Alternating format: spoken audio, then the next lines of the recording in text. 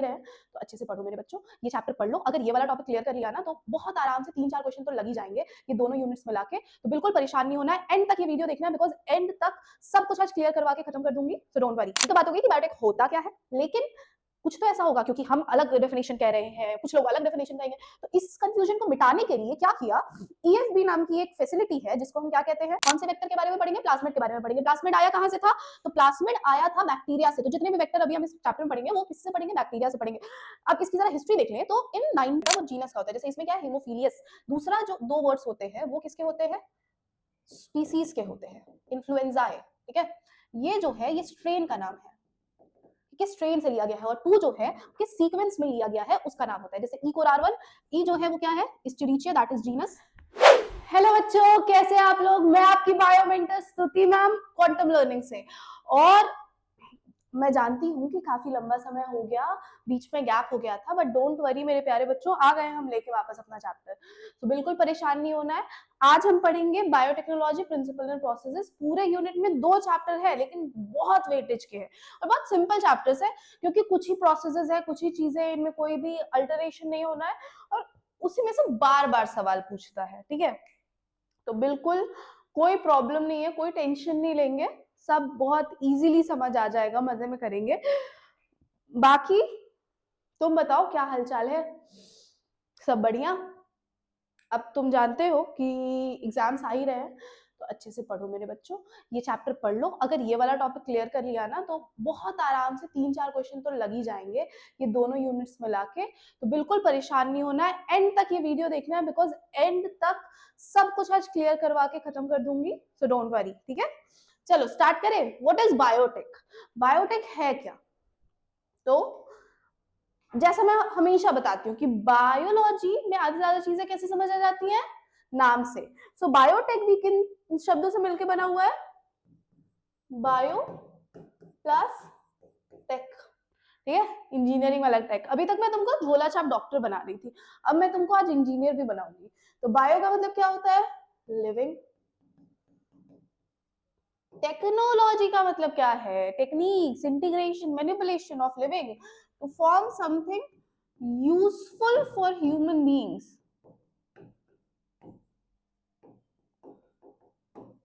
ठीक है, to form something useful for human beings.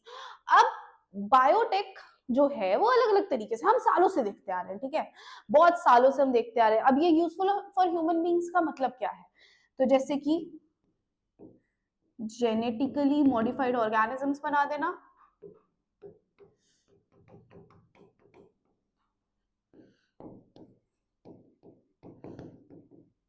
लेकिन ये जितना फैंसी लग रहा है ना, हमेशा से उतना फैंसी नहीं था। शुरुआत में जो बायोटेक का प्रोसेस था वो काफी ट्रेडिशनल हुआ करता था, आज क्या हो गया है, मॉडर्न हो गया है। और मॉडर्न ट्रेडिशनल में क्या आता है, जैसे कि हमने क्या किया, हमने living organism such as lactobacillus से कर्ड बना दिया। तो ये क्या हो गया, ये बायोटेक हो गया कि हमने दही बना दी जो कि ह्यूमन बीइंग्स के लिए यूजफुल है, ह्यूमन वेलफेयर में है। दूसरा हमने क्या बना दिया, भटूरा बना दिया। क्या बना दिया, bhatura, that is also useful no. हमने क्या बनाया, ब्रेड बनाया ईस्ट से, वाइन बनाई ईस्ट से, सब यूजफुल था। तो ये सारे क्या हो गए, ट्रेडिशनल मेथड। लेकिन फिर हमने सोचा कि ना ना, इतना ट्रेडिशनल ट्रेडिशनल कर रहे, कुछ मॉडर्न भी कर लेते हैं। तो मॉडर्न में आज देखोगे आप तो बायोटेक का यूज ना काफी ही ज्यादा एक्सप्लिसिट तरीके से होता है। किन चीजों में, in vitro fertilization, test tube baby कह सकते हो, जीएमओस, जेनेटिकली मॉडिफाइड ऑर्गेनिजम्स, ऐसी सारी चीजों के लिए ये होता है, ठीक है। अब ये तो बात हो गई कि बायोटेक होता क्या है, लेकिन कुछ तो ऐसा होगा क्योंकि हम अलग डेफिनेशन कह रहे हैं, कुछ लोग अलग डेफिनेशन कहेंगे। तो इस कंफ्यूजन को मिटाने के लिए क्या किया, ईएफबी नाम की एक फैसिलिटी है जिसको हम क्या कहते हैं, European federation,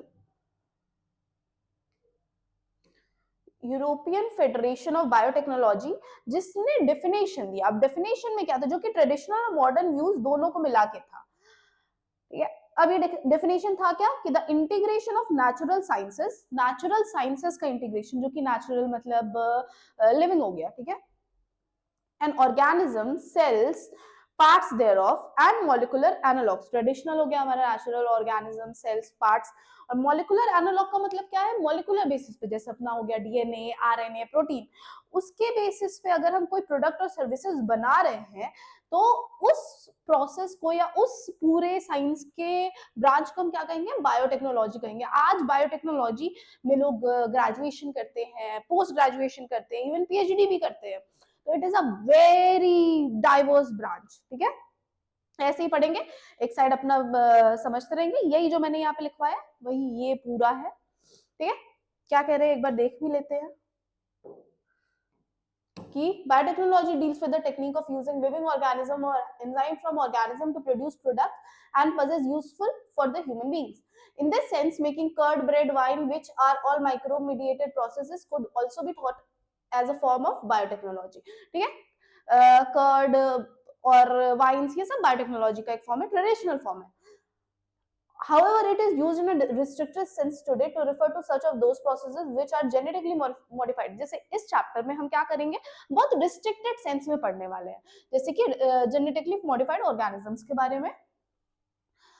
Further, many other processes techniques also include in the biotechnology. For example, in vitro fertilization leading to test tube baby synthesis gene and using it, developing a DNA vaccine or correcting a defective gene, all part of the biotechnology. ठीक है, मतलब कि defective gene को सही करना या फिर DNA technology, कोई पर्टिकुलर डीएनए से प्रोटीन निकाल लेना, तो that is all biotechnology now.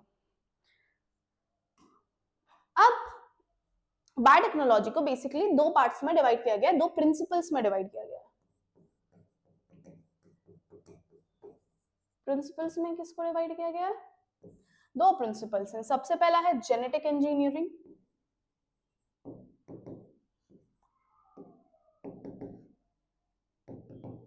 और दूसरा क्या है मेरे बच्चों, bio process engineering. Genetic engineering क्या है, तो जब हम to alter DNA, genetic material को जब हम ऑल्टर कर रहे हैं कुछ नया बनाने के लिए, जिससे कि होस्ट का पूरा फिनोटाइप, बाहर का स्ट्रक्चर चेंज हो जाए, तो उसको हम क्या कह रहे हैं, genetic engineering. DNA, RNA to alter the phenotype of host. जैसे क्या हो जाएगा, ये जीएमओ, जेनेटिकली मॉडिफाइड ऑर्गेनिजम्स। दूसरा क्या है, बायोटेक प्रोसेसिंग। बायोटेक इंजीनियरिंग क्या है या प्रोसेसिंग क्या है, बायो प्रोसेस इंजीनियरिंग जो है वो है कि सपोज हम कुछ नया बना रहे हैं, ठीक है, अब कुछ हम नया बैक्टीरिया वो कर रहे हैं, कल्चर कर रहे हैं, और उसमें अचानक से तुम गए और तुमने जाके छींक दिया, तो एक बैक्टीरिया हम कल्चर कर रहे थे, दूसरा आके मिल गया, तो इससे कोई फायदा होगा, नहीं होगा, नुकसान हो जाएगा। तो उससे बचाने के लिए, to maintain a sterile environment,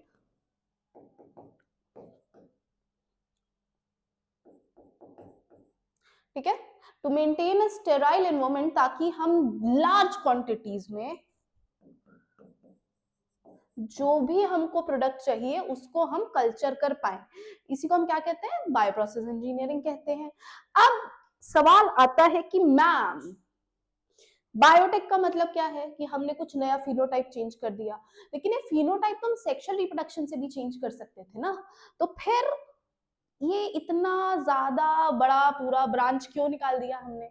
हम सीधा सीधा जैसे सालों से चला रहा था ट्रेडिशनली, सेक्सुअल रिप्रोडक्शन से फिनोटाइप चेंज करवा देते। For example, let's take an example कि सपोज हमारे पास एक काऊ है, ठीक है, वो कैसी है, काफी ज्यादा हाई मिल्क यील्डिंग है, बहुत दूध देती है, ठीक है,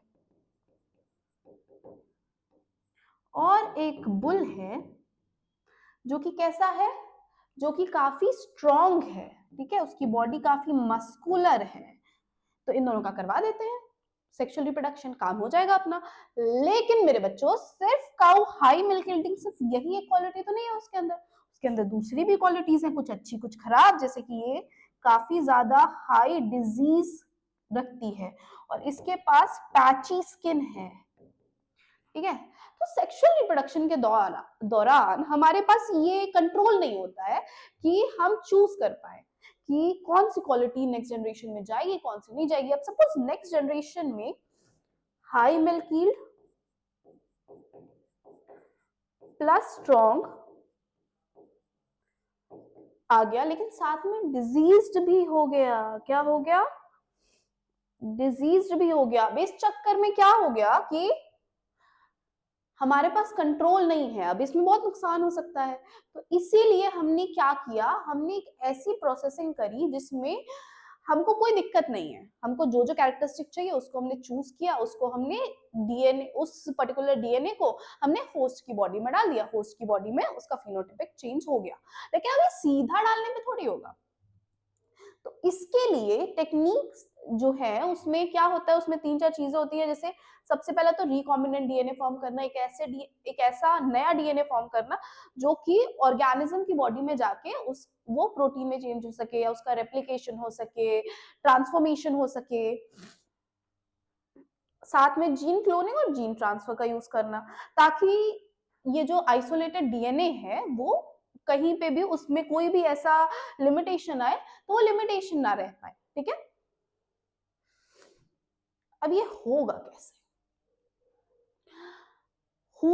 होगा कैसे? तो सबसे पहले हम एक डीएनए लेंगे, we will take a DNA. ठीक है, सपोज मान लेते हैं कि हमारे पास एक बच्ची है, बच्ची मान लेते हैं अर्पिता है। ठीक है, अब अर्पिता जो है वो मेरे पास आई और उसने कहा कि मैम मुझे 2 हाथ से मेरा काम नहीं चल पा रहा। मैम मम्मी मुझे कहती है कि 2 हाथ से तुम कितना धीरे धीरे काम करती है, भगवान अच्छा होता कि तुमको 4 हाथ दे देता। तो मैम प्लीज मुझे 4 हाथ दे दो। ठीक है, तो आई तो बहुत सही पर्सन के पास है, मैं क्या करूंगी, मैं काला जादू करूंगी और उसको 4 हाथ दे दूंगी। लेकिन ये जो काला जादू है, काला जादू नहीं है, असल में क्या होगा, बायोटेक इंजीनियरिंग होगी।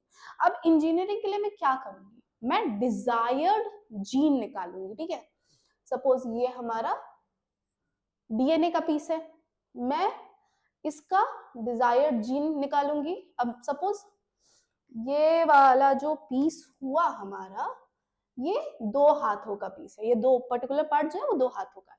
तो हम पहले इसको आइडेंटिफाई करेंगे। ठीक है, आइडेंटिफाई करने के बाद से फिर इसको हम क्या कर देंगे मेरे बच्चों, कट कर देंगे। हमने कैंची ली और हमने इसको कट कर दिया। ठीक है, यहाँ से दोनों कट कर दिया। कट किसके थ्रू करते थे, पर्टिकुलर एंजाइम्स होते हैं, रिस्ट्रिक्शन एंडोन्यूक्लियस नाम के एंजाइम होते हैं जो कि इसको कट करने में हेल्प करेंगे। उसके बाद से फिर हम क्या करेंगे कि ये दो डीएनए वाले, 2 हाथों वाला डीएनए था, वो हम दूसरे डीएनए के साथ बाइंड कर देंगे। ठीक है, और बाइंड कैसी जगह पे करेंगे, जहां पे जिसके आसपास चिपका देंगे इसको यहाँ पे। और कैसी जगह पे चिपकाएंगे, जहां पे ओरिजिन ऑफ रेप्लिकेशन हो। क्या हो, ओरिजिन ऑफ रेप्लिकेशन की साइट हो, ताकि ये रेप्लिकेट होके ज्यादा से ज्यादा बना सके। वरना हमने डाल दिया, उसका कोई फायदा नहीं हुआ जब तक रेप्लिकेट नहीं होगा, अपने जैसा एक्स्ट्रा क्रोमोसोमल डीएनए नहीं बनाएगा। और डीएनए नहीं बनाएगा तो फिर वो आरएनए प्रोटीन में सिंथेसिस नहीं होगा, फिर 2 हाथ आएंगे अर्पिता के, नहीं आएंगे। तो इसीलिए हमेशा हम क्या करते हैं, डीएनए सीक्वेंस को ऐसी जगह पे बाइंड करते हैं जहां पे ओरिजिन ऑफ रेप्लिकेशन हो। ठीक है, बाद में ये डीएनए का पीस जो होगा वो मल्टीप्लाई हो जाएगा। ठीक है, और उसके बाद से फिर हम क्या करेंगे, और इस प्रोसेस को क्या कहेंगे, ये अब क्या हो गया, मल्टीप्लाई होके मल्टीपल बन गया। ठीक, इस प्रोसेस को हम क्या कहेंगे, जीन क्लोनिंग कहेंगे। क्या कहेंगे मेरे बच्चों, जीन क्लोनिंग कहेंगे। और जीन क्लोनिंग से फिर क्या होगा, इस जीन को हम, ये तो वेक्टर में हो रहा है, ठीक, उसके बाद से हम क्या करेंगे, इसको अर्पिता की बॉडी में डाल देंगे। तो इसको हम क्या कहेंगे, जीन ट्रांसफर। अब ये जीन क्लोनिंग के लिए हमको क्या चाहिए होता है, एक वेक्टर चाहिए होता है। ठीक, किसकी बॉडी में होगा, ये वेक्टर की बॉडी में होगा। तो हमको क्या चाहिए होता है, एक वेक्टर डीएनए चाहिए होता है, जो कि वेक्टर की बॉडी में जाके रेप्लिकेट या क्लोनिंग करने में हेल्प करवाता है। और ये वेक्टर यूजुअली होता कौन है, दिस वेक्टर इज प्लास्मिड। हम इस चैप्टर में 1972, ठीक है, क्या 1972 दो साइंटिस्ट थे, कौन, हर्बर्ट बायर और स्टैनली कोहेन। इन लोगों ने देखा कि ओ माय गॉड, ये क्या है, कि इन्होंने क्या किया, देखा कि एक बैक्टीरिया, सॉरी मैं सफेद से ही अंडरलाइन कर रही हूं, आई एम सॉरी चिल्ड्रन। तो इन्होंने क्या किया, हर्बर्ट बायर और हेनली कोहेन ने एक बैक्टीरिया निकाला, कौन सा, सैल्मोनेला टाइफीम्यूरियम। कौन सा बैक्टीरिया था ये, सैल्मोनेला टाइफीम्यूरियम। और इसमें इन्होंने एंटीबायोटिक रेजिस्टेंट जीन को अलग कर लिया, ठीक है। और उसके बाद से फिर उससे सबसे पहला रिकॉम्बिनेंट डीएनए बनाया था, ठीक है। अब ये हुआ कुछ यूं कि सपोज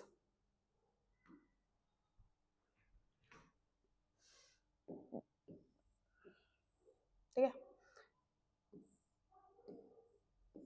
ये हमारा एक ऑर्गेनिज्म है और ये इस पे अटैक कर दे रहा है, ठीक है। ये हमारा क्या है, प्लाज्मिड डीएनए, प्लाज्मिड है, प्लाज्मिड वेक्टर, प्लाज्मिड डीएनए यहीं पे एक्स्ट्रा क्रोमोसोमल डीएनए जो कि ऑटोनोमसली सेल्फ रेप्लिकेट करता है, ठीक। तो अब इन्होंने देखा कि सैल्मोनेला टाइफीम्यूरियम पे ई कोलाई जो है वो इफेक्ट कर दे रहा है। तो इन्होंने क्या किया, इन्होंने डीएनए निकाला, ठीक, और उसको दूसरे डीएनए के साथ, एक एंटीबायोटिक रेजिस्टेंट डीएनए के साथ कंबाइन कर दिया और फिर उसको डाल दिया इस वाले बॉडी में। तो अब इससे क्या मिला मेरे बच्चों, इससे हमको एक कंप्लीट न्यू ऑर्गेनिज्म मिला, कंप्लीट न्यू रिकॉम्बिनेंट डीएनए मिला, जो कि इससे बचाने में हेल्प कर रहा था, ठीक है। और ऐसे सबसे पहला रिकॉम्बिनेंट डीएनए जो है वो सामने आया। अब रिकॉम्बिनेंट डीएनए को लगाने के लिए, मतलब चिपकाने के लिए पहले हमको कट करना पड़ता, कट करके फिर चिपकाना पड़ता, और चिपकाने के लिए बहुत ही इंपॉर्टेंट चीज थी, वो थी हमारे रिस्ट्रिक्शन एंडोन्यूक्लियेजेस या रिस्ट्रिक्शन एंजाइम्स। ये डीएनए के पीस को कट करते हैं और उसको प्लाज्मिड डीएनए के साथ लिंक कर देते हैं ताकि वो वेक्टर के अंदर जा सके। अब इसको बिल्कुल बहुत बहुत ईजी है ये, ठीक। सपोज हमारे पास ये पीस ऑफ डीएनए है। अब जैसा कि मैंने तुमको पहले भी बताया था कि ये पीस ऑफ डीएनए, जिसमें से ये वाला जो हिस्सा है ये हमारे लिए इंपॉर्टेंट है। अर्पिता को क्या चाहिए, 4 हाथ चाहिए। दिस पार्ट, इसको हमने 3 पार्ट्स में डिवाइड कर लिया, A B and C. This part will give us 2 hands. तो अब क्या करेंगे, सबसे पहले हम सबसे पहले इसको कट करेंगे। कहाँ गया भाई, हम सबसे पहले इसको कट करेंगे। कट किसके थ्रू कर रहे हैं हम, रिस्ट्रिक्शन एंजाइम्स के थ्रू कर रहे हैं।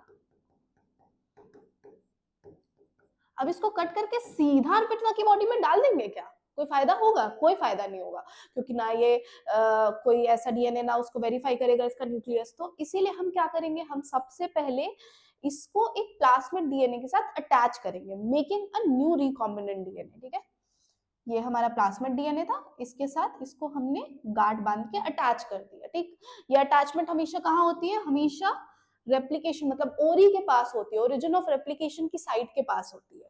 अब जैसे ही ये रेप्लिकेशन की साइट के पास हुआ, इसके पास मल्टीपल 2 हाथ वाले डीएनए बन गए हमारे पास। ये केस के लिए कि अगर हमारे पास एक खराब भी हो गया तो हमारे पास दूसरा होगा, हमको ज्यादा कॉपीज चाहिए होंगी ना होस्ट की बॉडी में डालने के लिए, एक डीएनए से कोई काम बनेगा। तो इस प्रोसेस को हम करेंगे जीन क्लोनिंग, ठीक। ये चिपकाया किससे गया है, तो लाइगेज नाम का एंजाइम होता है जिसके थ्रू इसको चिपकाया जाता है, ठीक। लेकिन ये इतना छोटा होता है ना कि ऐसे ही सीधा जीन क्लोनिंग के बाद से ट्रांसफर नहीं हो जाता, इसका एम्प्लीफिकेशन किया जाता है। क्योंकि सोचो कि इतना छोटा पीस ऑफ डीएनए, इतना छोटा, इससे भी छोटा, तो इसको ट्रांसफर करना, इसको हैंडल करना बहुत मुश्किल हो जाता है। तो हम क्या करते हैं, हम इसका एम्प्लीफिकेशन करते हैं पीसीआर के थ्रू, भी हम सब पढ़ेंगे। और उसके बाद से फिर इसको हम क्या कर देते हैं, ट्रांसफर कर देते हैं होस्ट की बॉडी में। अब होस्ट की बॉडी में जाएगा ये और जाके नया ऑर्गेनिज्म बनाएगा। तो इसमें जो भी कटिंग वटिंग वाली चीजें हैं उसके लिए कौन रिस्पॉन्सिबल है मेरे बच्चों, और जिस चीज से यहाँ पे, जिस रिस्ट्रिक्शन एंजाइम से यहाँ पे ये कट रहा है, उसी रिस्ट्रिक्शन एंजाइम से हमको ये वाला हिस्सा भी तो काटना पड़ेगा ना। जब तक हम, सपोज यहाँ पे ओरिजिन ऑफ रेप्लिकेशन है, तो जब तक हम इसको कट नहीं करेंगे तब तक वहां पे ये वाला हिस्सा जुड़ेगा कैसे। तो हम पहले इसको कट करके हटाएंगे। हमने कट किया, कट करने के बाद से हमारे पास सिर्फ यही बचा, और फिर इसमें हम लाइगेज की मदद से ये ऐड कर देंगे, ठीक। समझ आया। तो जिस मॉलिक्यूलर, इसी रिस्ट्रिक्शन एंजाइम्स को हम एक और नाम से जानते हैं, मॉलिक्यूलर सीजर के नाम से भी जानते हैं। तो आई होप आपको ये वाला समझ में आ गया होगा, ठीक है। अब बेटा इसके बेसिकली स्टेप्स देखिए आप। सबसे पहला तो अगर हमको कोई भी बायोटेक्नोलॉजी का कोई भी प्रोसेस करना है, फिर पॉलीमराइजेशन होता है, ये सारी चीजें होती हैं, यही जो मैंने आपको समझाया है वही यहाँ पे है। तो इसके जो है, इसके जो स्टेप्स हैं वो 3-4 स्टेप्स होते हैं। सबसे पहला होता है कि identification of the desired gene, ठीक। फिर दूसरा क्या हो जाएगा, extraction of the desired gene. पहले तो हमने आइडेंटिफाई कर लिया कि अच्छा यही वाला, जैसे बी वाला हमारा डिजायर्ड जीन है, फिर इसको हम सेल से निकालेंगे कैसे, जब तक निकालेंगे नहीं तब तक कुछ नहीं हो सकता। उसके बाद से फिर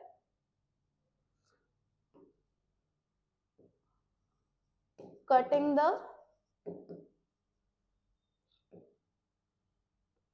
द डिजायर्ड जीन या रिकॉम्बिनेंट जीन या ट्रांसफॉर्मेटिव जीन, ठीक। फिर 4 क्या हो जाएगा कि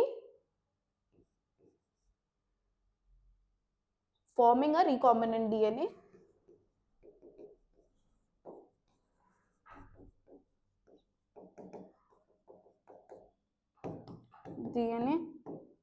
फिर 5th introducing it to vector,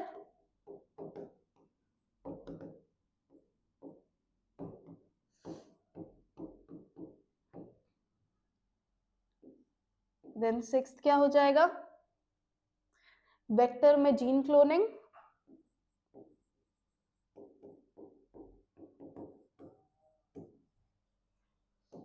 and amplification. Amplify हो गया, जीन, बहुत सारे जीन्स क्लोन हो गए, एम्पलीफाई हो गए, उसके बाद से भी हमको पता तो चलना चाहिए कौन सा जीन जो है वो, उसको हमको सेलेक्ट करना है, क्योंकि तरीके तरीके की जरूरी थोड़ी है, बहुत ही ज्यादा टेक्निकल प्रोसेस है। तो अब ऐसा बिल्कुल जरूरी नहीं है मेरे बच्चों की सारे जो जीन्स डिजायरेबल है वही जीन्स हमको मिले, कुछ जीन्स नॉन डिजायरेबल जीन्स मिल सकते हैं, नॉन रिकॉम्बिनेंट जीन मिल सकते हैं। तो bye selectable marker,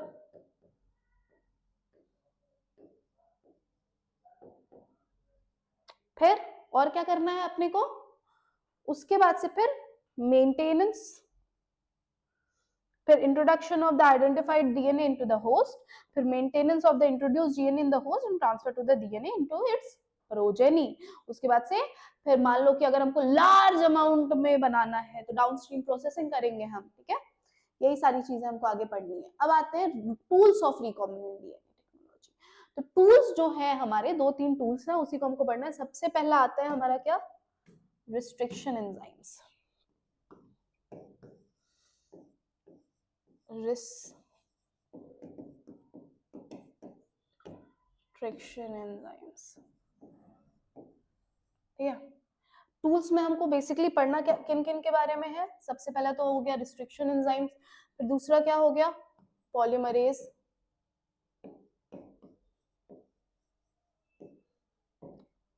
third vector, और फोर्थ होस्ट, ठीक है। तो इन सारी चीजों के बारे में पढ़ना है। तो सबसे पहले आते हैं रिस्ट्रिक्शन एंजाइम में, ठीक है।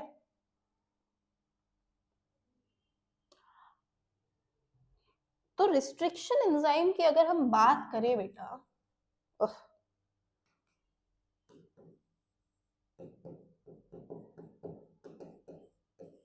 रिस्ट्रिक्शन एंजाइम की जरा हिस्ट्री समझ लेते हैं।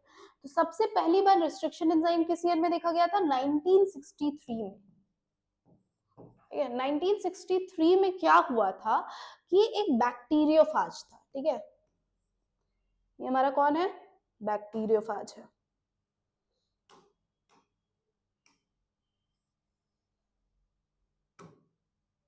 तो ये हमारा बैक्टीरियोफाज था।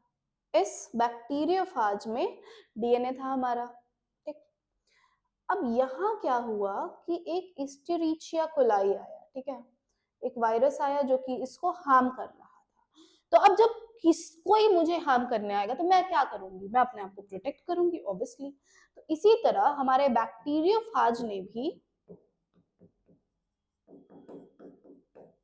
अपने आप को प्रोटेक्ट करने के लिए दो तरीके के एंजाइम सिक्रीट किए। पहला था रिस्ट्रिक्शन एंडोन्यूक्लियस, और दूसरा क्या था मेरे बच्चों, जरा सोच के बताइए, मिथाइलेज था। अब ये क्या करता था कि ये बैक्टीरियोफाज के डीएनए को, जैसे यहां से बैक्टीरियोफाज का डीएनए आया, तो ये रिस्ट्रिक्शन एंडोन्यूक्लियस इसको क्या कर रहा था, इसको कट कर रहा था। ठीक है, ये क्या कर दे रहा था, इसको कट कर दे रहा था। जब बैक्टीरियोफाज का जब एस्चेरिचिया कोलाई या ई कोलाई का जो डीएनए है वही कट हो जाएगा, तो फिर would they be able to replicate, नहीं ना, इसलिए इनका रेप्लिकेशन हो ही नहीं रहा था। और मिथाइलेज क्या कर रहा था, खुद के डीएनए में add methyl group to their own DNA, अपने खुद के डीएनए में मिथाइल ग्रुप ऐड कर रहा था ताकि खुद के डीएनए में इनके कोई नुकसान ना पहुंचे। अब आते हैं नेक्स्ट पे। ठीक है, अब रिस्ट्रिक्शन एंडोन्यूक्लियस का नाम कैसे, सबसे पहला रिस्ट्रिक्शन एंडोन्यूक्लियस ढूंढा गया था वाज हिंड 2। क्या था, first restriction endonuclease was hind 2। ठीक है,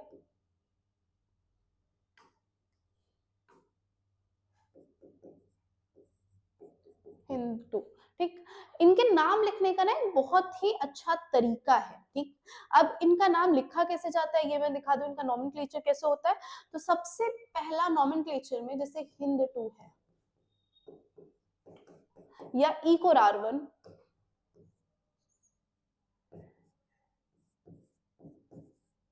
R1, ठीक है, इन दोनों का ही हम देख लेते हैं। इसमें होता क्या है, सबसे पहला जो नाम होता है H, वो क्या है, जीनस का फर्स्ट वर्ड होता है। ठीक है, जैसे इसमें क्या है, हीमोफीलिया, बेटा वो जीनस का होता है। जैसे इसमें क्या है, हीमोफीलियस। दूसरा जो दो वर्ड्स होते हैं वो किसके होते हैं, स्पीसीज के होते हैं, इन्फ्लुएंजाए। ठीक है, ये जो है ये स्ट्रेन का नाम है, किस स्ट्रेन से लिया गया है, और 2 जो है किस सीक्वेंस में लिया गया है उसका नाम होता है। जैसे इकोरार1, ई जो है वो क्या है, एस्चेरिचिया, दैट इज जीनस। को जो है वो कोलाई से आया है जो कि स्पीसीज के नाम से आता है। आर जो है वो स्ट्रेन है, और 1 जो है वो सीक्वेंस है कि किस सीक्वेंस से लिया गया है। तो ऐसे इनका नाम डिसाइड होता है। टोटल एनसीईआरटी के हिसाब से 900 रिस्ट्रिक्शन एंजाइम्स वी नो। ठीक है, 900 restriction enzymes up to this date we know. ठीक है, अब ऐसा नहीं है कि ये रिस्ट्रिक्शन न्यूक्लियस कहीं से भी काटने लग जाते हैं, तुम्हारी एक्स कहीं से काटती होगी, रिस्ट्रिक्शन एंडोन्यूक्लियस नहीं, ये एक स्पेसिफिक रिकॉग्निशन साइट पे ही कट करते हैं। ठीक है, और ये साइट के बेसिस पे कट करने पे restriction endonucleases can be divided into 2 types. ठीक है, सबसे पहला आता है इंडो न्यूक्लियस, और दूसरा क्या है, एक्सोन्यूक्लियस। ठीक है, इंडोन्यूक्लियस या एक्सोन्यूक्लियस का क्या बता रहा है, कौन बता रहा है भाई, सबसे पहले नाम सुन के समझ में आ जाता है। एक्सो का मतलब क्या है, विच कट्स फ्रॉम द एंड, जो कि डीएनए के एंड पे कट कर रहा है। ठीक है, सपोज ये हमारा डीएनए है। ठीक, तो ये क्या कर रहा है, ये इसके एंड पे कट कर रहा है, एक्सोन्यूक्लियस। इंडोन्यूक्लियस क्या करते हैं बेटा, ये सेंटर में कट करते हैं। इनका जो रिकॉग्निशन साइट होता है वो कहाँ होता है, it is in the centre.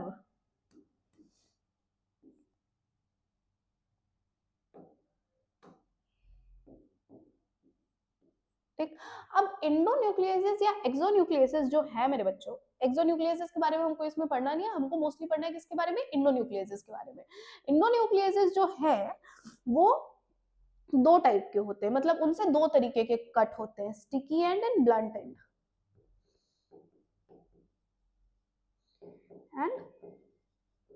Blunt and के कट्स होते हैं। ठीक, अब स्टिकी एंड या ब्लंट एंड होता क्या है, तो सपोज कि हमारा ये जो है, ये हमारा क्या है, ये हमारा एक डीएनए का सीक्वेंस है, GCAT GCAT,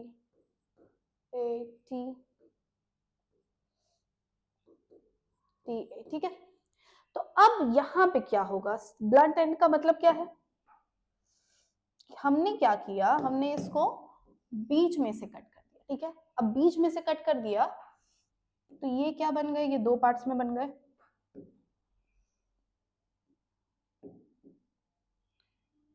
CGATGC, ठीक, ये बन गए। तो इनको हम क्या कहते हैं, ब्लंट एंड कहते हैं। क्यों ब्लंट एंड कहते हैं, क्योंकि ये दोनों आपस में सेटिस्फाइड है कि चलो कोई बात नहीं, हमारा आधा हिस्सा भले अलग हो गया लेकिन हम दोनों तो सेम है। ये बिल्कुल ऐसे है, ये बिल्कुल ऐसा ना मेच्योरिटी वाला प्यार है, ठीक है। इनका प्यार जो है वो बहुत ज्यादा चिपकने की कोशिश नहीं कर रहे हैं कि ठीक है कोई बात नहीं, हमारा आधा हिस्सा अलग हो गया है, फिर भी हम दोनों जब तक साथ में तब तक सब ठीक है, ठीक। This will be called blunt and. While sticky and पे क्या होता है, स्टिकी एंड पे भी सपोज हमारे हैं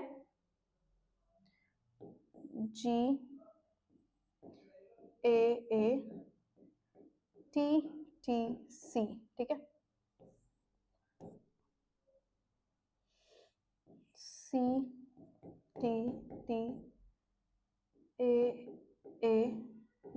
ठीक। तो ये कैसे कट करेगा मेरे बच्चों, ये कट करेगा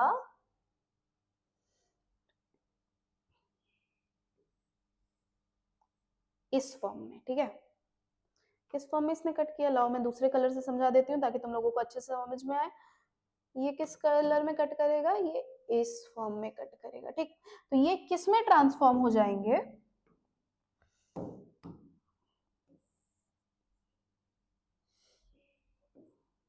CGAATT,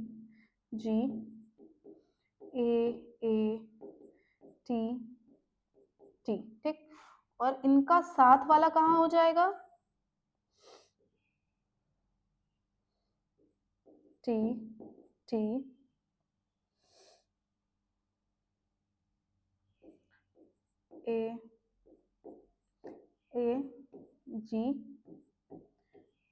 ठीक। ये कुछ ऐसा हो जाएगा। तो ये जो दोनों है, ये दोनों क्या है, ये दोनों चाह रहे हैं कि हमारे फेटेड पार्टनर से, जैसे कि ये दोनों आजकल के निब्बा निब्बी की तरह हैं कि एक के साथ ब्रेकअप हुआ तो मैं दूसरे के साथ जल्दी से जल्दी रिलेशनशिप में चिपक जाऊं। तो ये इनको स्टिकी एंड कहते हैं। स्टिकी एंड का फायदा क्या होता है कि यहाँ पे लाइगेस, क्योंकि ऑलरेडी चिपचिपे से है तो यहाँ पे लाइगेस की कम जरूरत पड़ेगी। और लाइगेस क्या कर रहा है, जोड़ने का काम कर रहा है। It is a glue type of enzyme, it is a glue enzyme.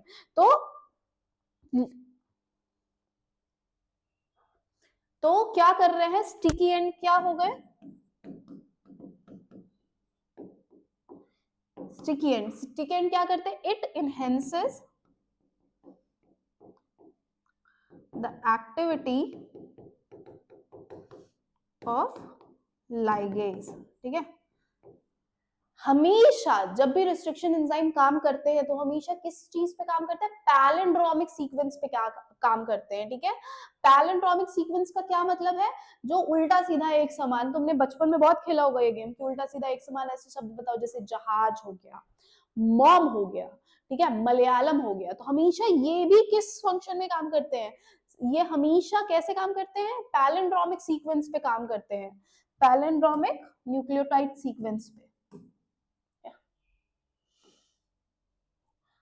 अच्छा, एक और चीज मैं बताना ही भूल गई कि रिस्ट्रिक्शन एंजाइम्स ना एक लार्जर क्लास न्यूक्लियेजेस की क्लास से आते हैं। न्यूक्लियेजेस कौन होते हैं, जैसे लाइगेज जो है वो क्या कर रहे हैं, वो लाइपेज प्रोटीन को या लिपिड को डिस्ट्रॉय कर रहे हैं, वैसे ही आरएनए क्या कर रहे हैं, आरएनए को डिस्ट्रॉय कर रहे हैं। तो ये क्या होते हैं, ये न्यूक्लिक एसिड को कट करते हैं, डिस्ट्रॉय करते हैं।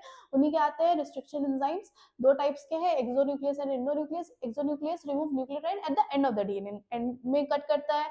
Endonuclease specific position with in the DNA, DNA के बीच में कट करता है। स्पेसिफिक पोजीशन को क्या कहते हैं, रिकॉग्निशन साइट कहते हैं। ये कैसे, ये रिकॉग्निशन साइट यूजुअली कैसी होती है, पैलिंड्रोमिक सीक्वेंस के टाइप की होती है। ठीक है, आई होप इतना क्लियर होगा। ये आप देख सकते हो, ये है हमारा इको R1 का पूरा स्ट्रक्चर है कि कैसे रिकॉम्बिनेंट डीएनए बना रहे हैं। ठीक है, स्टिकी एंड है यहाँ पे लाइगेज की मदद से ये हो गया। जिससे ये वाला कटेगा उसी से हमारा दूसरा भी डीएनए कटता है, मतलब जिससे हमारा एलियन डीएनए कट रहा है, जिससे हमारा रिक्वायर्ड डीएनए कट रहा है, उसी से हमारा प्लास्मिड का डीएनए भी उसी रिस्ट्रिक्शन न्यूक्लियस से कटता है मेरे बच्चों। ठीक, restriction enzyme cut the strand of DNA a little away from the center of the palindromic sequence, but between the same two bases of the opposite strands. These leave single-stranded portion of the end. These are overhanging stretches called sticky end. ये मैंने बता ही दिया. These are also named because hydrogen bonds with their complementary cut counterpart. This stickiness of the end facilitate the action of enzyme of DNA ligase. जैसा कि मैंने बताया कि ये क्या करते हैं, ये डीएनए लाइगेज के फंक्शन को इनहैंस कर देते हैं। ठीक है, restriction endonucleases are also used for genetic engineering to form recombinant molecule of DNA which are composed of DNA from different sources of genomes. यहाँ पे यही बात बता रहे हैं कि अलग अलग sources of genome से भी अगर restriction endonuclease कट कर रहा है तो सेम ही molecular scissor होना चाहिए। When cut by the same restriction enzyme, the resultant DNA fragments have the same kind of sticky end. जब सेम ही क्यों होना चाहिए, क्योंकि जब तक हम सेम डीएनए मॉलिक्यूल से कट नहीं करेंगे तो दोनों रिस्ट्रिक्शन एंजाइम्स का क्या होगा, सेम स्टिकी एंड नहीं होगा। ठीक है, देखो ये diagrammatic representation of recombinant DNA technology की, फॉरेन डीएनए यहाँ और ये यहाँ पे इसको कट किया गया। ठीक है, यहाँ से इसको कट किया जा रहा है, यही सेम मॉलिक्यूलर सीजर से इसको भी कट किया जा रहा है। ठीक, वेक्टर के डीएनए को दोनों को लाइगेज के थ्रू ज्वाइन कर दिया गया है और इसने एक नया डीएनए मॉलिक्यूल बना लिया है जिसको हम रिकॉम्बिनेंट डीएनए कह रहे हैं। फिर इसको डाल दिया जाता है होस्ट में जहां पे ये डिवाइड होता जाता है। ठीक, अब आते हैं कि हमने डीएनए निकाल तो लिया है। ठीक है, हमने क्या कर लिया, हमने हाथ वाले, जैसे अर्पिता ने कहा कि मुझे 2 हाथ चाहिए, या फिर चलो एग्जाम्पल चेंज कर देते हैं, हमारे पास बच्चा है और वो बच्चा कौन है, वो बच्चा है, कौन बनेगा, कौन बनेगा, जल्दी बताओ, वो बच्चा है अयान। ठीक है, अब अयान है बहुत शरारती टाइप का बच्चा, वो एकदम 1 नंबर का गधा बच्चा है, वो कोशिश कर रहा है 12th पास करने की, लेकिन उससे हो नहीं रहा है। तो अयान मेरे पास आया, बहुत रोया वो, उसने कहा मैम मुझसे हो नहीं रहा है, मैं क्या करूं। तो मैंने सोचा कि अब मैं क्या कर सकती हूँ, तो मैंने क्या किया, मैंने अर्पिता को बुलाया और अर्पिता से कहा, because Arpita is a very good child, ठीक है, बहुत समझदार स्मार्ट बच्ची है अर्पिता, और मैंने कहा कि अर्पिता मैं तुम्हारा डीएनए जो ब्रेन वाला है वो निकाल के अयान की बॉडी में डाल देती हूँ, वो भी स्मार्ट बन जाएगा, उसके भी पूरे एग्जाम में, सारे एग्जाम्स में, मतलब बायो में तो एकदम 80 आउट ऑफ 80 पक्का हो जाएंगे। तो अभी क्या कर सकते हैं, 70 आउट ऑफ 70, 80 आउट ऑफ 80 पक्का हो जाएंगे। तो अर्पिता ने कहा ओके मैम, ओके कोई प्रॉब्लम नहीं है, मुझे कुछ मिलेगा कि नहीं ma'am, because Arpita is smart child. मैंने कहा ऑब्वियसली तुमको मिलेगा यार, तुमको पैसे देगा ऑब्वियसली, और पैसे नहीं देगा तो जीवन भर तुम्हारी सेवा करेगा। तो हमने क्या किया, हमने फिर सोचा कि ठीक है अब प्रोसेस चालू करते हैं। तो प्रोसेस में अर्पिता के पास इतना बड़ा डीएनए है, ठीक है, हमको कैसे पता कि कौन सा डीएनए जो है वो हमारा रिक्वायर्ड डीएनए है। हमने इसको कट भी कर लिया रेस्ट्रिक्शन एंडोन्यूक्लियोसिस से। सबसे पहले हमको रिक्वायर्ड डीएनए या जो भी हमारा वो है उसको पता तो करना पड़ेगा, तो पता करने के लिए हमने सारी चीजों से प्रोसेस कर करके पता कर लिया। ठीक, अब इसको हमने क्या किया, ये वाला हमारा A B and C 3 segments बने हमारे अर्पिता के डीएनए के, इसको हमने क्या किया, कट किया यहां से। ठीक है, कट करने के बाद से हमको कौन कैसे पता होगा, क्योंकि आंखों से तो दिखता नहीं है कि कौन सा ए है, कौन सा बी है, कौन सा सी है, ना ही हमको सीक्वेंसेस दिख रहे हैं। तो हम क्या करेंगे बेटा, हम एज टेक्निक का यूज करेंगे अपने डीएनए को अलग करने के लिए। अब एज टेक्निक क्या है? एगरोस जेल इलेक्ट्रोफोरेसिस, ठीक है। Agarose gel electrophoresis. एगरोस जो है वो क्या है? वो क्या है? एगरोस जो है वो एक टाइप का सब्सटेंस है जो कि सीव की तरह काम करता है, जेल है, इसको रेड एल्गे से निकालते हैं। ये किसकी तरह काम कर रहा है? छन्नी की तरह काम कर रहा है, सीव की तरह काम कर रहा है। तो इसको हम क्या कह रहे हैं? एगरोस जेल इलेक्ट्रोफोरेसिस क्यों कह रहे हैं? क्योंकि एगरोस जेल जो है वो हमारा क्या है मेरे बच्चों? एगरोस जेल जो है वो एगरोस नाम के सब्सटेंस से मिलता है जो कि रेड एल्गे से पाया जाता है, ठीक है। अब ये किसकी तरह काम करता है? एगरोस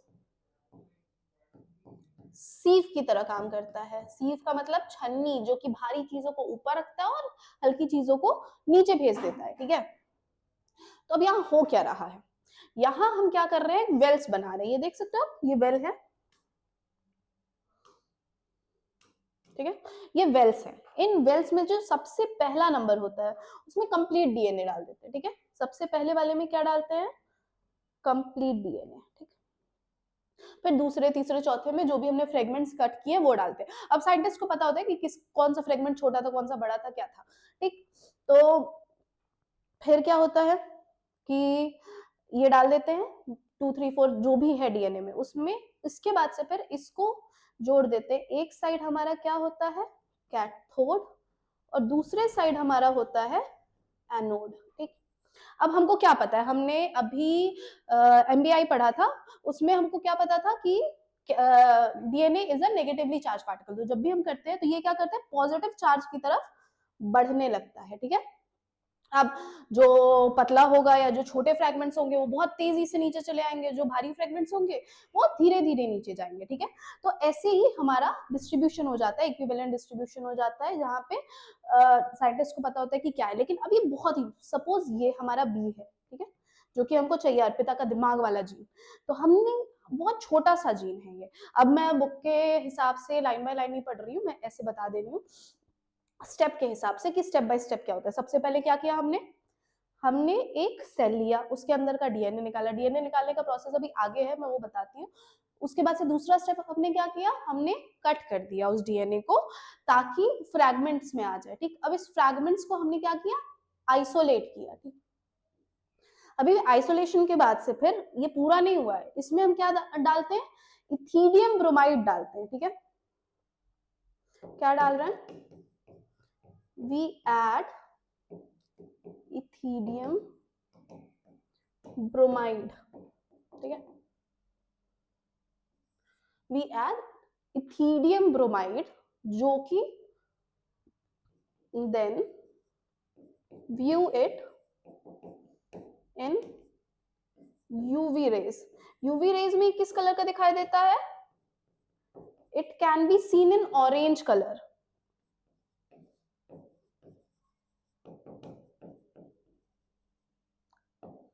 ठीक है। It can be seen in orange colour, orange colour में वो दिखाई देता है। और वहां से फिर इसको निकालते हैं। इसको निकालने के प्रोसेस को क्या कहते हैं? इल्यूसिडेशन कहते हैं, ठीक है। इल्यूसिडेशन का मतलब ये होता है एक्सट्रैक्शन, ठीक है। यहाँ देखो, इन्होंने बताया ना कि द सेपरेट डीएनए, रुको मैं थोड़ा सा डार्क कलर ले लूं। The separate DNA fragment can be visualized only after staining with ethidium bromide and exposing the gel to UV radiation, ठीक है। UV radiation से expose करते हैं। Pure DNA fragments cannot be seen in visible light without staining. On exposure, light bright orange color DNA bands appear in ethidium bromide stained gel.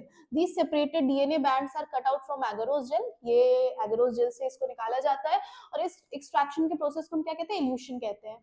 The purified DNA fragments are used for constructing recombinant DNA by joining them with the cloning vector, ठीक है। अब सोचो कि अर्पिता का हमने DNA निकाल लिया, लेकिन हमको क्या करना है? हमको इस डीएनए को क्लोन करना है। क्लोन करने के लिए हमको डीएनए ज्यादा चाहिए, तो छोटा सा पतला सा डीएनए, इसको हैंडल करना बहुत मुश्किल होगा। तो इसके बाद से जो नेक्स्ट स्टेप होता है, चौथा step, which is amplification of gene, ठीक है। फोर्थ स्टेप क्या है? Amplification of gene by PCR, polymerase chain reaction. अभी पॉलीमरेज चेन रिएक्शन जो है वो काफी ज्यादा टेम्परेचर डिपेंडेंट रिएक्शन होता है,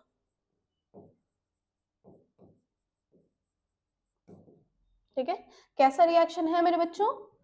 टेम्परेचर डिपेंडेंट रिएक्शन है ये, ठीक है। अब इसमें होता क्या है?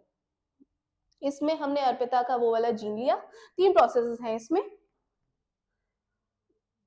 Denaturation, annealing and extension.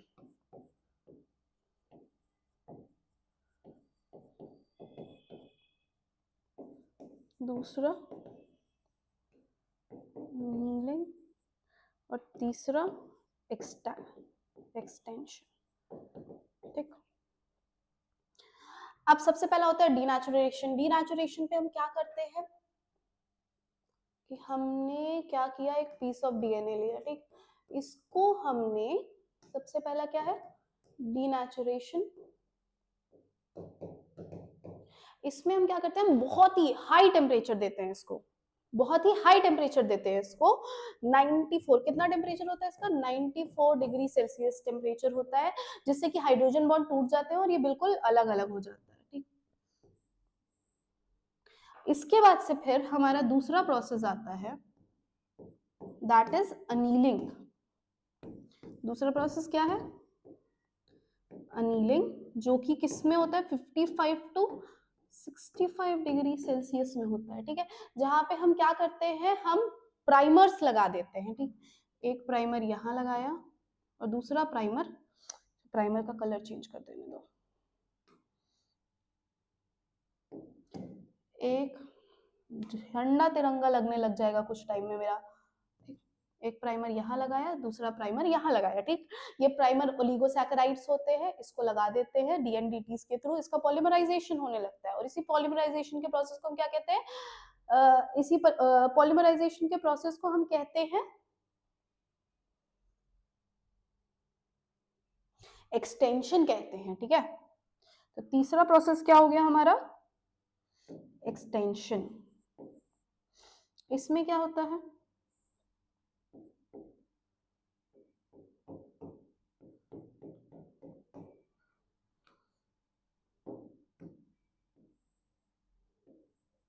इसमें हो गया हमारा एक्सटेंशन।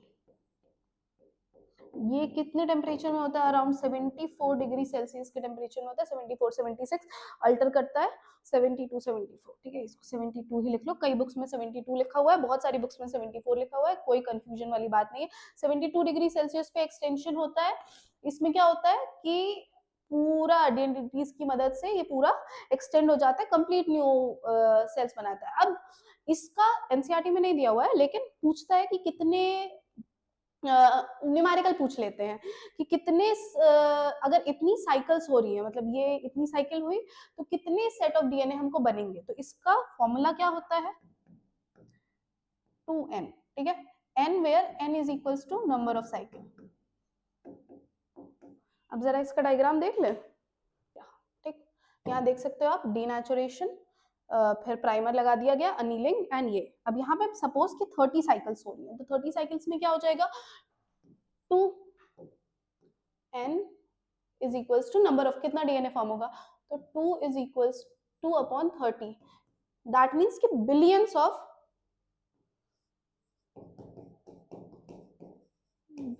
ऑफ डीएनए एम्प्लीफाइड हो गया है, ठीक है। आई होप इतना समझ आ गया होगा। अच्छा, इसको, ये इतना ज्यादा टेम्परेचर है ना, 72 डिग्री सेल्सियस टेम्परेचर है, जरा मैं इसको भी लिख ही दूं।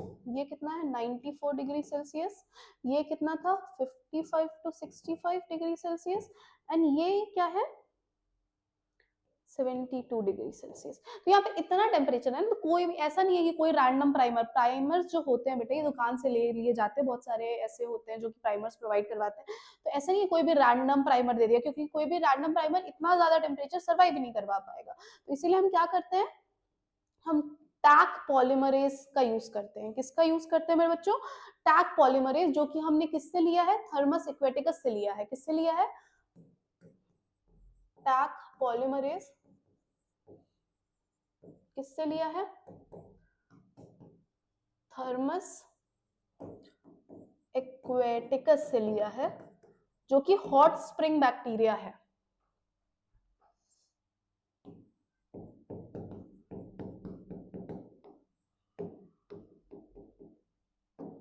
ठीक है, अब इसका एम्प्लीफिकेशन हो गया, हमको अर्पिता का बहुत सारा डीएनए मिल गया। अब हमको क्या करना है? अर्पिता के डीएनए को क्लोनिंग वेक्टर, अब आते हैं क्लोनिंग वेक्टर पे। ठीक है, तो क्लोनिंग वेक्टर जो है बेटा वो कैसा होता है? इसी को हम क्या कहते हैं? इसी को व्हीकल कहते हैं। क्या कहते हैं? व्हीकल्स भी कहते हैं, जो कि डीएनए की कॉपी को लेके जा रहा है। अब ये क्लोनिंग वेक्टर्स अलग अलग टाइप के हो सकते हैं, हमको दो पढ़ने हैं बेसिकली यहाँ पे। एक तो हमारा प्लास्मिड है, दूसरा बैक्टीरियोफेज है। ठीक है, इसमें हमको क्या पढ़ना है?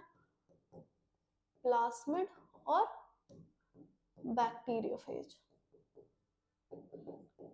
क्योंकि इनके पास काफी कॉपी नंबर ज्यादा होते हैं। इनके पास जितना ज्यादा ये है उनकी कॉपी नंबर उतनी ज्यादा होती है। ठीक है, सम प्लास्मिड्स के पास ओनली 1 से 2 कॉपीज पर सेल होती है, वाइल कुछ के पास 15 से 100 कॉपीज पर सेल होती है, और हायर भी जा सकती है। और बैक्टीरियोफेज का तो हमको पता ही है कि उनका कॉपी नंबर काफी ज्यादा होता है। ठीक, अब एक अच्छा क्लोनिंग वेक्टर देखने के लिए, जैसे हम कुछ भी खरीदने जाते हैं तो हम उसमें कुछ क्वालिटीज देखते हैं ना, वैसे एक अच्छा क्लोनिंग वेक्टर, अब इसको वेक्टर में इंट्रोड्यूस करवाएंगे, तो एक अच्छा क्लोनिंग वेक्टर होना कैसा चाहिए? तो सबसे पहली चीज जो होती है, फीचर्स फॉर क्लोनिंग वेक्टर।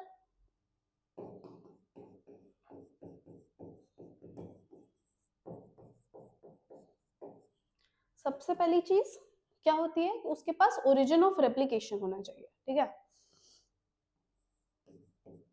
ओरी या क्या होना चाहिए?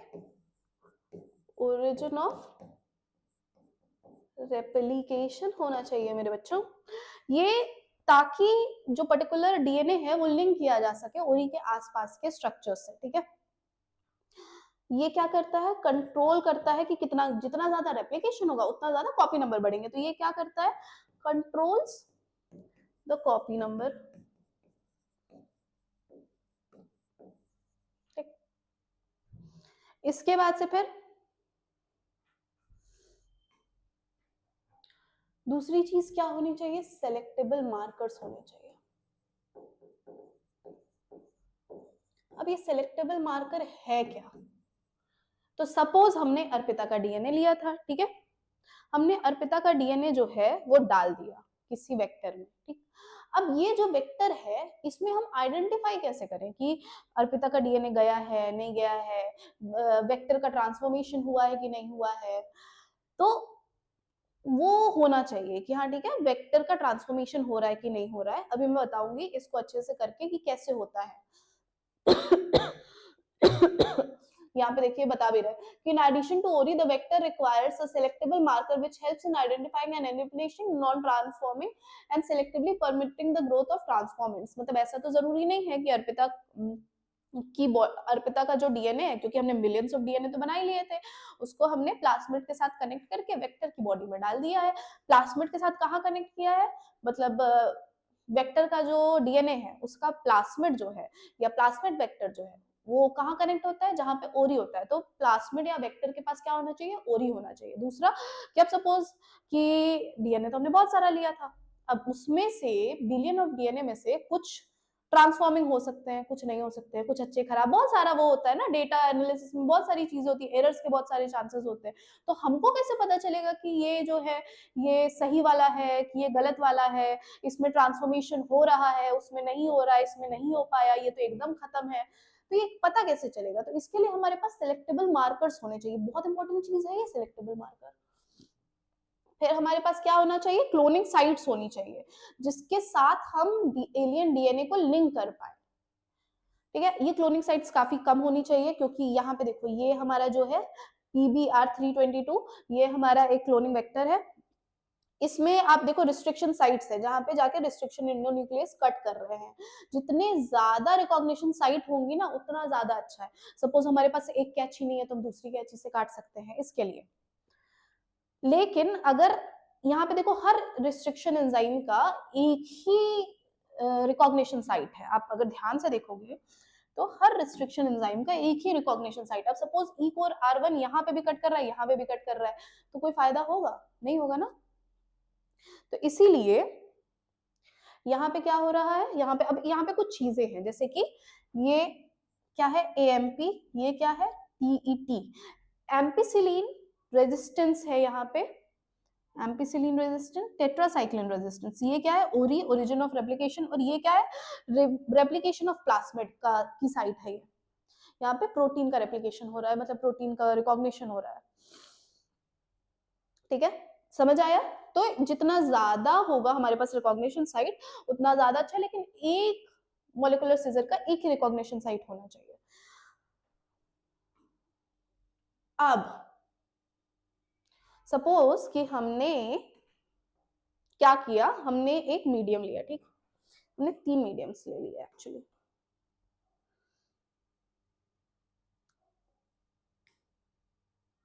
चलो हमने 3 मीडियम्स लिए, अच्छा नहीं है यार,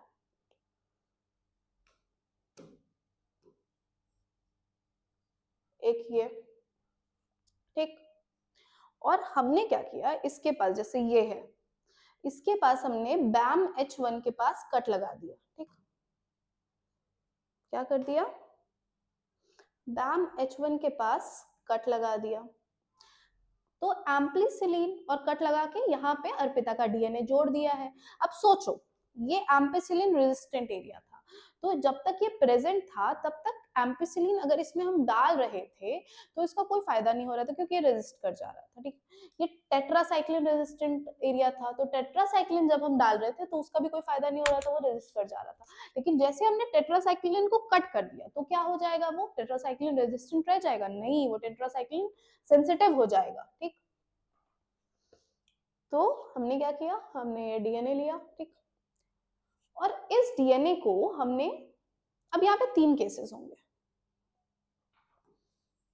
हमने अर्पिता के DNA के साथ इसका ये DNA निकाला, हमने अर्पिता का DNA लिया और उसके साथ हमने इसको लिंक कर दिया, ठीक। अब यहाँ पे टेट्रासाइक्लिन रेजिस्टेंस नहीं है, अब इसकी क्लोनिंग करेंगे हम, तो मल्टीपल क्लोनिंग्स होंगी।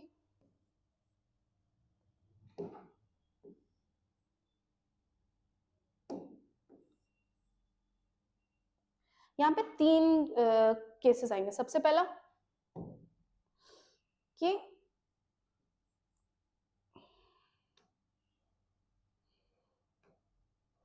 सबसे पहला क्या होगा,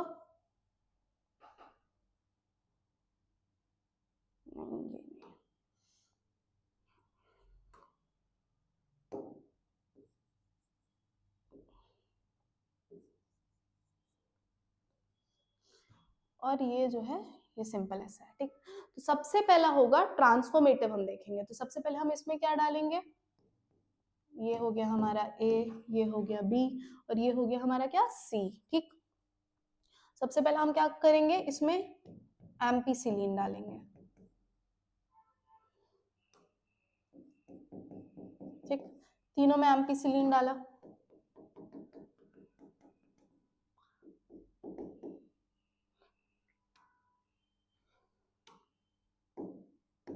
एम्पिसिलिन डाला, ठीक।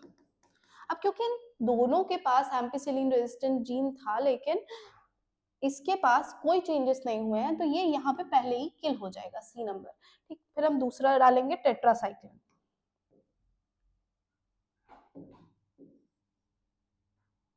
अब ये क्या हो गया हमारा,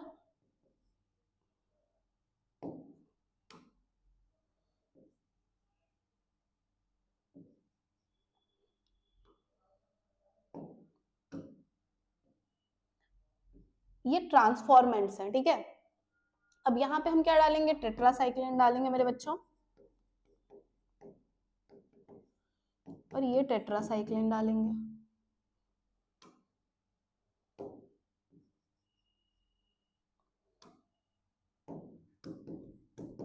अब इन दोनों केस में क्या होगा, एक जो है वो टेट्रासाइक्लिन से रेजिस्ट करेगा, दूसरा नहीं कर पाएगा। इसके पास तो टेट्रासाइक्लिन रेजिस्टेंट जीन था तो ये रेजिस्ट कर गया, ये क्या हो गया, किल हो गया। जिससे हमको पता चला कि हमने तो, क्योंकि हमको पता था कि हमने टेट्रासाइक्लिन के पास जाके इसको जोड़ा है, तो हमको पता चला कि ये जो ए वाला था यही हमारा क्या था, डिजायर्ड जीन था, यही हमारा डिजायर्ड वेक्टर है। तो अब सवाल आता है कि मैम जो हमको डिजायर्ड था वो तो आपने मार दिया है, तो फिर हमको कैसे पता चलेगा। तो बेटा इसीलिए जब हम ये पूरा प्लेट बनाते हैं तो हम इसकी एक कॉपी भी बना लेते हैं, जहां पे हमको पता होता है कि हाँ ठीक है ये कॉपी ये है, ये क्या है, ये इसको हम क्या कहेंगे, नॉन ट्रांसफॉर्मेटिव।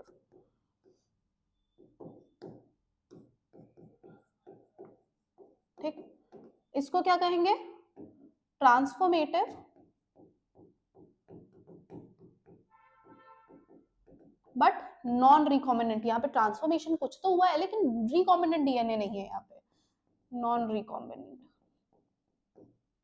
और हमेशा हमको कैसा चाहिए होता है, ट्रांसफॉर्मेटिव एंड रिकॉम्बिनेंट डीएनए चाहिए होता है। तो ये क्या हो गया हमारा, ट्रांसफॉर्मेटिव रिकॉम्बिनेंट डीएनए हो गया। इसी के साथ जैसे यहाँ पे सिर्फ हमने पढ़ा टेट्रासाइक्लिन एम्पिसिलिन के बारे में, ऐसे ही एनसीईआरटी बताती है कि और भी अलग एंटीबायोटिक रेजिस्टेंट जीन है, जैसे कि एम्पिसिलिन, क्लोरोएम्फिफिनॉल एंड टेट्रासाइक्लिन, कानाबाइसिन। इन सब के नाम याद करके रखिएगा मेरे बच्चों, क्योंकि बहुत इंपॉर्टेंट है। तो ऐसे हमको सिलेक्टेबल मार्कर्स के थ्रू पता चल जाता है कि ये हो रहा है। अब यहाँ पे जो हमने टेट्रासाइक्लिन के साथ ऐड किया है अर्पिता का जीन, यहाँ पे हमने ऐड किया जो, जिसकी वजह से अर्पिता को, जिसकी वजह से ये जो पर्टिकुलर टेट्रासाइक्लिन है ये रेजिस्टेंट नहीं रहा, इसको हम क्या कहते हैं, क्योंकि ये इनएक्टिव हो गया तो इसीलिए इसको हम क्या कहते हैं, इंसर्शनल इनएक्टिवेशन कहते हैं, इंसर्शनल इनएक्टिवेशन। ठीक है, क्या कह रहे हैं, इंसर्शनल इनएक्टिवेशन कह रहे हैं। लेकिन ये जो था बेटा ये 2 प्रोसेसेस का था, बहुत मुश्किल होती थी, बहुत साइंटिस्ट थक जाता है। अब साइंटिस्ट के पास इतना काम ही थोड़ी है कि ये क्या करेंगे, ये सिर्फ यही सब करेंगे। तो इसीलिए इन्होंने दूसरा तरीका अपनाया। दूसरा तरीका क्या था, लैक्जी का तरीका था। ठीक है, लैक्जी, अंदर नॉर्मल सब्सटेंसेस जब एक्स गैल नाम का प्रोटीन रिलीज होता था, सबस्ट्रेट रिलीज होता था, तो ये क्या बन जाता था, ये ब्लू कॉलोनीज प्रोड्यूस करता था। ये लैक्जी याद करो कहाँ पढ़ा है, लैक ओपेरॉन में पढ़ा है, हमारे एमबीआई में ब्लू कॉलोनीज प्रोड्यूस करता था। लेकिन जब हम लैक्जी के पास क्या कर रहे हैं, जाके अपना एक रिकॉम्बिनेंट डीएनए लगा दे रहे हैं, तो वो क्या प्रोड्यूस कर रहा है,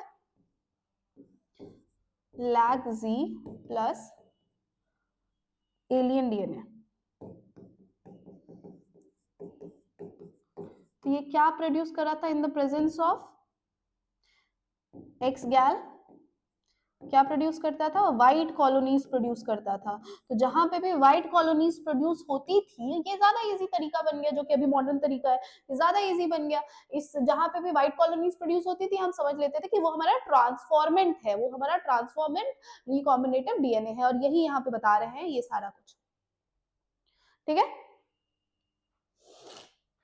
अब आते हैं नेक्स्ट पे, vector of cloning plants and animals. ये तो हमारा बैक्टीरिया वाला हो गया। अब प्लांट्स और एनिमल्स की क्लोनिंग कैसे होती है, तो प्लांट्स की क्लोनिंग के लिए बेटा क्या हुआ कि फॉर प्लांट्स साइंटिस्ट ने देखा कि एक टाइप का वायरस है, एग्रोबैक्टीरियम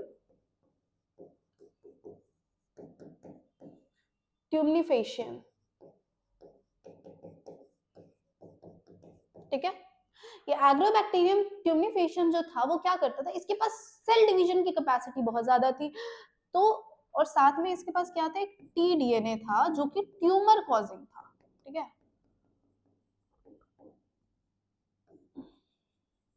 तो साइंटिस्ट ने क्या किया, सोचा कि चलो एक क्वालिटी तो इसकी अच्छी है कि इसके पास बहुत जल्दी सेल जो है वो डिवाइड होता है, क्योंकि जितना जल्दी सेल डिवाइड होंगे उतना ज्यादा जीन क्लोनिंग इफिशिएंट होगी। तो उन्होंने क्या किया, इन्होंने कहा कि टी डीएनए को किल कर देते हैं और फिर इसी में हम अपना एलियन वेक्टर डाल के, मतलब रिकॉम्बिनेंट डीएनए डाल के, और होस्ट की बॉडी में डाल देंगे। होस्ट की बॉडी में डालेंगे तो ये जल्दी जल्दी डिवाइड होगा, और जल्दी जल्दी डिवाइड होगा तो काफी बढ़िया बात हो जाएगी। तो इन्होंने क्या किया, इन्होंने टी डीएनए को किल करके और क्या किया, इसको हमारा वेक्टर बना लिया। ठीक है, प्लांट्स में क्या वेक्टर बनता है, एग्रोबैक्टीरियम ट्यूमनिफरम। ठीक है,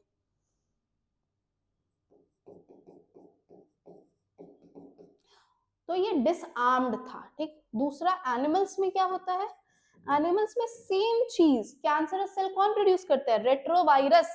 कौन प्रोड्यूस कर रहा है, रेट्रोवायरस।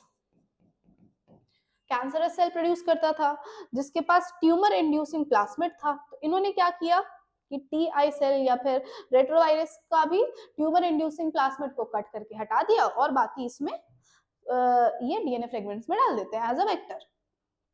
चलो भाई, अब आते हैं कि चलो डीएनए हमको वेक्टर मिल गया, क्लोनिंग हो गई। अब इसके बाद से फिर वेक्टर को हमको कहाँ डालना है, होस्ट में डालना है। तो अब ऐसा तो है नहीं कि वेक्टर चला रहा है कि लो भैया मुझे ले लो, तो होस्ट कहेगा कि नहीं नहीं एकदम चले आइए, हमारा घर क्या है, हमारा घर आंगन सब पार्क है, आपको जब मन करे तब चले आइए, जब मन करे तब चले जाइए। ऐसा तो होता नहीं है। तो बेटा हम क्या करते हैं, हम होस्ट को कंपीटेंट बनाते हैं, ठीक है। तो अब कंपीटेंट बनाते कैसे हैं, सबसे पहले हम क्या करते हैं, we treat the host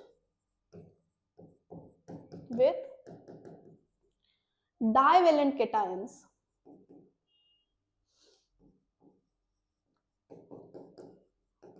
divalent cation जैसे कि कैल्शियम,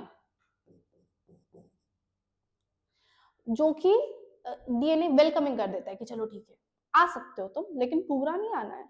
उसके बाद से फिर दूसरी चीज क्या होती है कि अलग अलग ऑर्गेनिजम्स में ये इसका इंसर्शन अलग अलग तरीके से होता है। जैसे कि इंसर्शन की अगर हम बात करें मेरे बच्चों, तो बैक्टीरियाज में हम क्या करते हैं, इसको शॉक थेरेपी देते हैं। क्या करते हैं, शॉक शॉक देते हैं। शॉक का मतलब क्या है कि हमने बैक्टीरिया लिया, उसको पहले बहुत गर्म पानी में डाला, फिर एकदम आइस में डाल दिया, फिर बहुत गर्म पानी में डाला, फिर आइस में डाल दिया, जिससे कि सेल वॉल उसकी क्या हो जाएंगी, उसके पोर्स ओपन हो जाएंगे, लीविंग ताकि हम फोर्सफुली एकदम जोर से धक्का लगा के डाल सके। दूसरा क्या होता है, प्लांट्स में या प्लांट्स में क्या करते हैं, बायोलिस्टिक्स और जीन गन का यूज करते हैं। अब हम क्या करेंगे, हम गोल्ड या टंगस्टन लेंगे, ठीक है। ये हमने गोल्ड या टंगस्टन लिया, इस पे हमने अपना वेक्टर का डीएनए जो डीएनए है उसको लगा दिया, और फिर ये हमने गोली भरी और उससे हमने चला दिया गोली, और प्लांट सेल में ये चली गई, ठीक है। तो इसको हम जीन गन कहते हैं। तीसरा क्या आता है, एनिमल्स। एनिमल्स में हम क्या करते हैं बेटा, माइक्रो इंजेक्शन, बहुत छोटा सा एक वो किया, छोटा सा एक इंजेक्शन लिया, उसको ह्यूमन सेल में इंजेक्ट कर दिया और फिर वहां पे वो होस्ट सेल में पहुंच जाता है, ठीक है। I hope it is very clear. ये नॉन वेक्टर है, वेक्टर वाला डीएनए अभी हमने पढ़ा है कि वेक्टर से ट्रांसफॉर्मेशन हो रहा है, ये नॉन वेक्टर मेथड्स है जहां पे वेक्टर के बिना भी ट्रांसफॉर्म हो जाता है, ठीक। अब सबसे पहला आइसोलेशन ऑफ डीएनए कैसे हुआ था, तो आइसोलेशन ऑफ डीएनए कैसे हुआ है, एक्सट्रैक्शन भी इसको कह सकते हैं।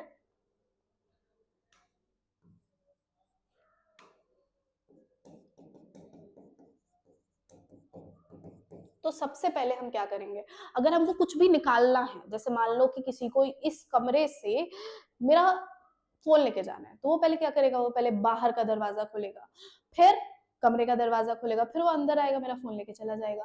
तो वैसे ही जब हम बात करते हैं तो हम क्या करते हैं, सबसे पहली चीज कि हम एक टेस्ट ट्यूब में सेल्स डालते हैं और उसमें फिर हम इंजाइम्स डालते हैं, सच एज पहले तो हम ब्रेक डाउन करेंगे, बैक्टीरिया में क्या होगा, फंगस में क्या होगा, काइटिनेज होगा, बैक्टीरिया में भी लाइसोजाइम्स होंगे, ठीक है। बैक्टीरिया में लाइसोजाइम ट्रीट करेंगे हम, ठीक। प्लांट्स में सेल्यूलेज और फंगस में काइटिनेज। उसके बाद से फिर क्या करते हैं, नेक्स्ट प्रोसेस, नेक्स्ट प्रोसेस में हम करते हैं बेटा कि हम आरएनएस और लाइपेज के साथ ट्रीट करते हैं हमारे सेल को, ताकि जो भी आरएनए, क्योंकि सारा जेनेटिक मटेरियल बाहर आ जाएगा, लेकिन हमको क्या करना है, हमको सिर्फ डीएनए चाहिए, तो हम आरएनए को डिग्रेड कर देंगे, डाइजेस्ट कर देंगे, प्रोटीन को डाइजेस्ट कर देंगे, बच जाएगा क्या, डीएनए बच जाएगा। लेकिन डीएनए अभी भी क्या है, अभी भी पूरी तरीके से नहीं आया है, तो तीसरा मेथड क्या हो जाएगा हमारा, एडिंग चिल्ड इथेनॉल।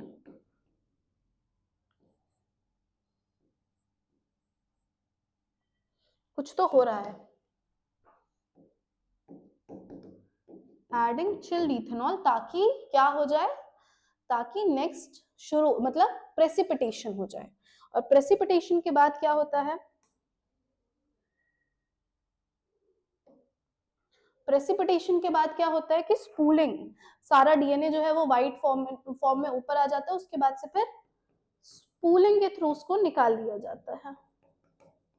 ठीक है, ये क्लियर हो गया होगा। अब आते हैं नेक्स्ट पे,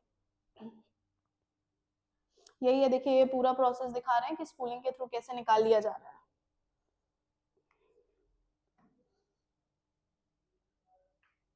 ये मैंने बता ही दिया है कि कटिंग कैसे होती है, एगरोस जेल का इलेक्ट्रोफोरेसिस होता है, ये कैथोड एनोड एनोड की तरफ बढ़ता है, ये भी हो ही गया है। अब क्या होता है कि हमको अर्पिता का जो ब्रेन है वो चला गया है आयान की बॉडी में, आयान ने पूरे नंबर ले आया, ठीक है। अब क्या करेंगे, अब बात कुछ ऐसी हो गई है बेटा कि पूरी दुनिया में ये बात फैल गई है कि अर्पिता के ब्रेन का डीएनए जो है अगर वो चला गया तो फिर पूरे सारे एग्जाम्स में अच्छे से अच्छे नंबर आ रहे हैं। अब तो अर्पिता खुश, उसको तो कुछ करना ही नहीं है, उसको क्यों कुछ नहीं करना है, क्योंकि उसको तो पैसे मिल रहे हैं इस चीज के, तो सब मेरे पास आएंगे कि चलो भैया तुम बिलियन ऑफ पैसे ले लो, अर्पिता को भी कुछ दे देना और हमें ये दवाई बना के दे दो। तो अब हमको क्या करना है, हमको लार्ज अमाउंट में इसका प्रोटीन निकाल के दवाई बनानी है, ठीक है। ये भी मैंने बता ही दिया, सिलेक्टेबल मार्कर को देख के और फिर इसको ट्रांसफर कर देते हैं होस्ट सेल में, ठीक है। एक बार देख लीजिए, DNA into the recipient cell after making them competent to receive take up DNA present by the surrounding. So if recombinant DNA bearing gene for resistance of antibiotic transferred into E. coli cell, the host cell become transformed into ampicillin resistant cell. If we spread the transformed cell on agar plate containing ampicillin, only transformant will grow, untransformed recipient cell will die.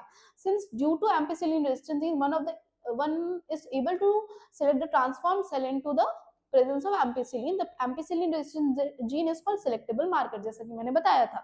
जैसे वहां पे हम tetracycline की बात कर रहे थे, यहाँ पे हम किसकी बात कर रहे हैं, एम्पिसिलिन की बात कर रहे हैं।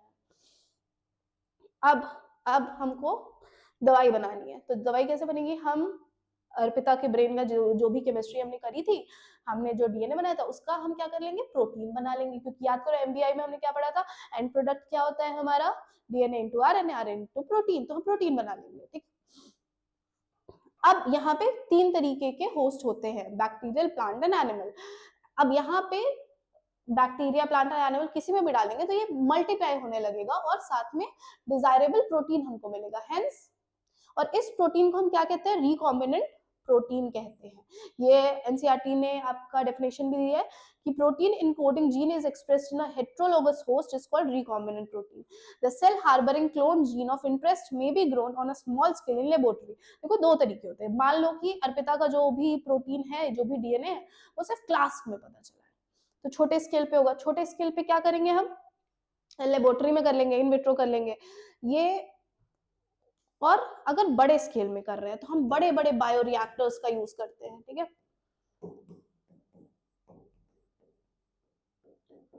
बायोरिएक्टर्स का यूज करते हैं।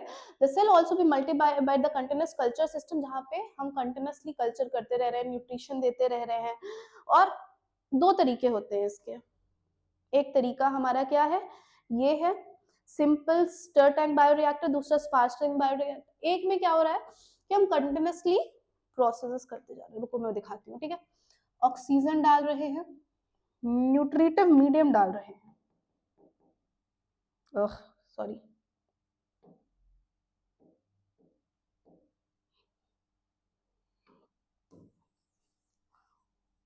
दो तरीके की चीजें होती हैं, दो तरीके के टैंक्स होते हैं मेरे बच्चों।